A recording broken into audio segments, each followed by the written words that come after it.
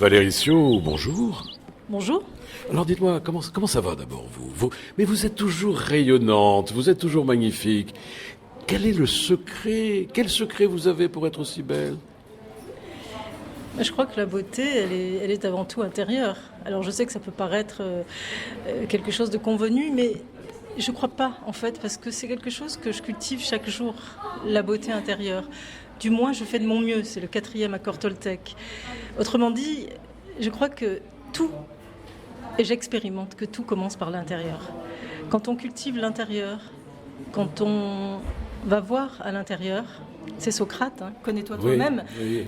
L'extérieur s'ajuste de lui-même, mais quand on commence par l'extérieur, ça ne fonctionne pas, ça ne fonctionne jamais. Elle n'a que des signes intérieurs de richesse. Ça, c'est formidable. J'adore Valérie Sio. Alors Valérie Sio, vous êtes là au micro de Friendly Radio et de Tête d'Ailleurs Média parce que vous nous proposez une conférence.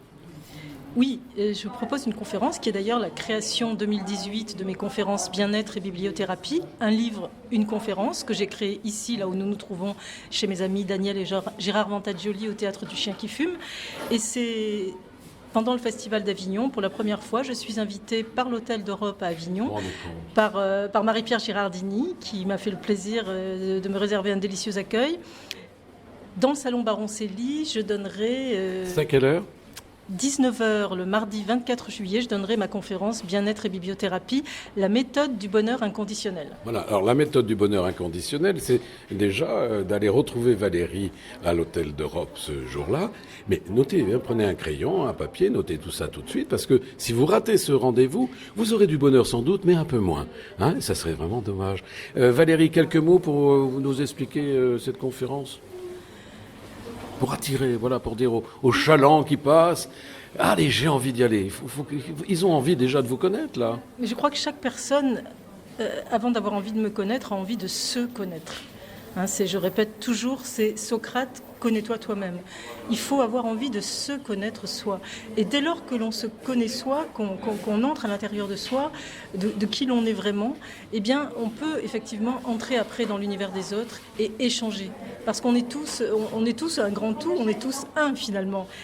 Et l'idée c'est qu'on trouve normal de passer notre vie des années à apprendre à marcher, à lire, à écrire, à suivre une formation professionnelle. Mais par quel mystère l'esprit pourrait-il se transformer et évoluer sans effort ? C'est un peu comme jouer un concerto de Mozart, n'est-ce pas, en juste pianotant quelques notes de temps à autre. C'est pas possible. Mais bien sûr, il faut faire un travail. Il faut travailler sur soi. Tout le temps. Ou travailler ses gammes, comme vous voulez. Tout le temps. Voilà, les gammes du cœur, les gammes de l'âme doivent être travaillées régulièrement pour que vous voyez poindre peut-être ce petit bout de bonheur. Et là, vous rentrez dedans, vous vous engouffrez, vous ne le quittez plus, mais continuez à faire vos gammes. Oui, il faut continuer à faire ces gammes.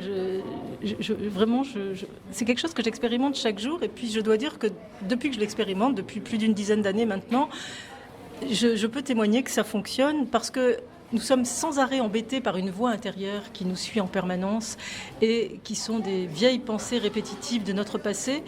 Et il faut savoir qu'au niveau du cœur, du mental et du corps, qui sont nos 3 intelligences et nos 3 cerveaux, si nous ne corrigeons pas les blessures de notre enfance, nous allons pouvoir réagir par exemple à un événement à l'âge de 60 ou 70 ans comme si nous avions 5 ans. Et ben voilà, cela explique beaucoup de choses en tous les cas.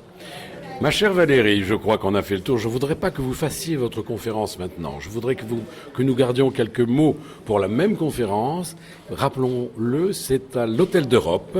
Mardi 24 juillet à 19h dans le salon Baron-Célie, qui est l'ancienne salle de bal du XVIIIe siècle de l'Hôtel d'Europe. Et je voudrais dire juste un mot pour conclure, c'est que...